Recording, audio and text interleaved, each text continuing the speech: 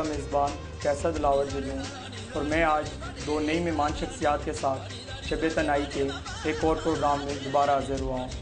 ناظرین، روزمرہ زندگی میں کئی ایک واقعات ہمارے ساتھ رونما ہوتے ہیں، کئی ایک چہرے ہمیں ملتے ہیں۔ یہی واقعات، یہی چہرے بعض دفعہ ہمارے دل پر ایسے نقش چھوڑ جاتے ہیں جو مٹائے نہیں ملتے، اور یہی نقش وقت گزرنے کے ساتھ ہماری یادوں کی صورت میں ہمارا سرمایہ بن جاتے ہیں۔ انہی لمحوں، انہی یادوں کو الفاظوں کے رنگ میں بیان کرنے کو شاعری کہتے ہیں۔ کیا خوب کسی شاعر نے فرمایا ہے، جو محسوس کرتا ہوں وہی تحریر کرتا ہوں۔ میں آج کا پروگرام زاہد فخری صاحب کے نام کروں گا۔ زاہد فخری صاحب لکھتے ہیں، اسے اپنے پردہ کی فکر تھی جو میرا واقف حال تھا، وہ جو اس کی صبح عروج تھی وہی وقت میرا زوال تھا۔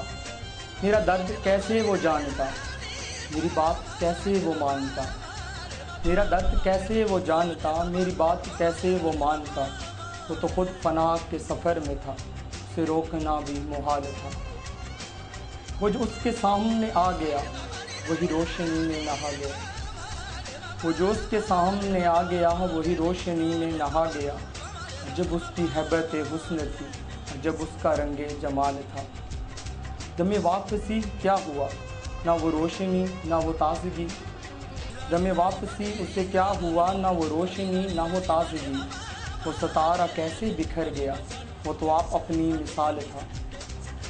وہ ملا تو صدیوں کے بعد بھی میرے لب پہ کوئی گلا نہ تھا، وہ ملا تو صدیوں کے بعد بھی میرے لب پہ کوئی گلا نہ تھا۔ اسے میری چپ نے رلا دیا جسے گفتگو میں کمال تھا، میرے ساتھ لگ کے وہ رو دیا، مجھے فخری اس نے اتنا کہا، جسے جانتا تھا میں زندگی، وہ میرا وہم خیال تھا، وہ میرا وہم خیال تھا۔ میں آج اپنی پہلی مہمان شخصیت کا تعارف کرواتا چلوں۔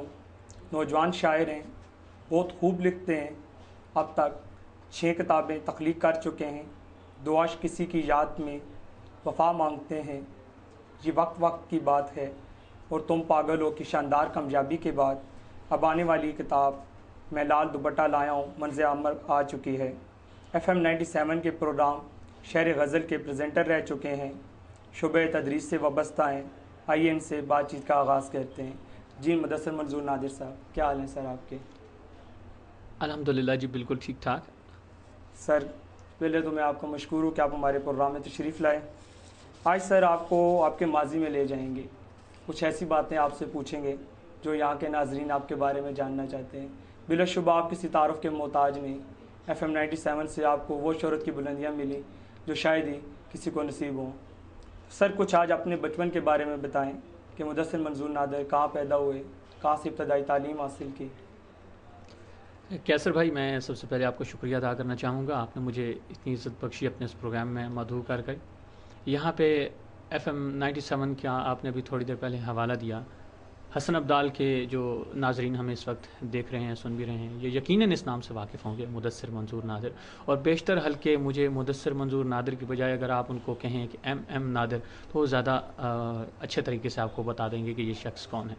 میں شکر گزار ہوں حسن ابدال کے ان غیور عوام کا، زندہ دل عوام کا، جنہوں نے میرے فن کو بہت زیادہ پذیرائی بخشی۔ اور میں آپ کو بڑی دلچسپ بات بتاؤں کیسر بھائی، ابھی آپ نے جن کتابوں کا حوالہ دیا شروع میں کہ میری کتابیں منظر عام پہ آ چکی ہیں، پہلی 3 کتابیں جو میری منظر عام پہ آئی تھیں اس وقت تک میری FM سے وابستگی نہیں تھی، لیکن جب میں حسن ابدال کے اس علاقے میں داخل ہوا، FM 97 پہ میں نے پروگرام شہر غزل کا آغاز کیا، تو اس کے بعد حسن ابدال کے زندہ دل عوام نے اس کو بہت زیادہ پذیرائی بخشی، اور میں بہت زیادہ ممنون احسان ہوں ان لوگوں کا جنہوں نے میری توقعات سے بڑھ کر مجھے پذیرائی بخشی، اور انہی کی بدولت آج میری 6 کتابیں منظر عام پہ آ چکی ہیں۔ سر کچھ بچپن کے بارے میں؟ جی کیسر بھائی، آپ نے بچپن کا پوچھا، تو جس طرح سے تقریباً سبھی لوگوں کا بچپن گزرتا ہے شرارتوں سے بھرپور اور موج مستی میں، بالکل اسی طرح سے میرا بھی بچپن گزرا ہے۔ اس وقت تو مجھے بالکل علم نہیں تھا کہ مستقبل میں کبھی بھی شاعری کی طرف کبھی رجحان ہوگا یا اس طرف آنا ہوگا۔ آپ کہہ سکتے ہیں کہ اندر ایک تخلیقار وہ جنم تو لے چکا تھا، لیکن اس کی پہچان اور اس کی تلاش باقی تھی۔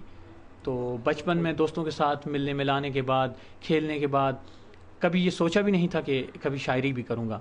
تو یہ پھر جب فرسٹ ایئر میں پہنچا تو فرسٹ ایئر میں میرے چونکہ سب سے زیادہ میری جو اٹیچمنٹ تھی، ایموشنل اٹیچمنٹ، وابستگی تھی، وہ میرے والد مرحوم کے ساتھ تھی. اللہ تبارک و تعالیٰ انہیں جنت الفردوس میں اعلیٰ مقام عطا فرمائے. تو بہت زیادہ وابستگی ان کے ساتھ تھی.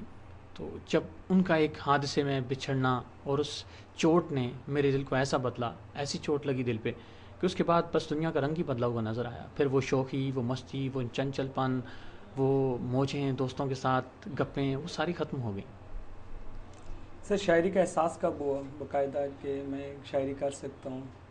کیسر بھائی، شاعری چونکہ میں بچپن سے، میں نے آپ کو بتایا